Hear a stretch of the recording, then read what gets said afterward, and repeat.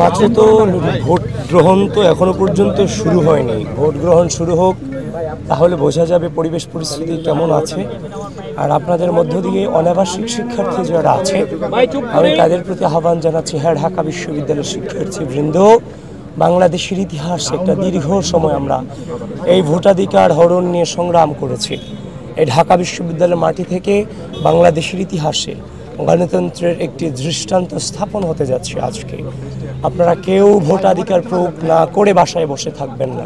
আপনারা সকলে আসুন, ভোট কেন্দ্রে নিজেদের ভোটাধিকার প্রয়োগ করুন।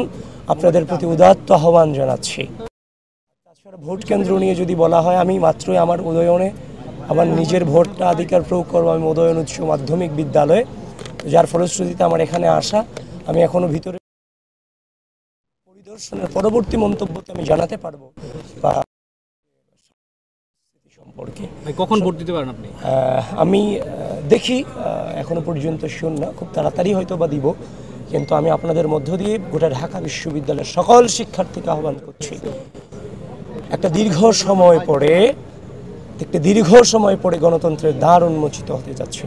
ভোটাধিকার প্রয়োগ করার সুযোগ হচ্ছে। তারা তাদের বিবেককে খাটিয়ে যথাযথ নেতৃত্বকে তারা বেছে নেবেন, সেটাই তাদের কাছে আকাঙ্ক্ষা।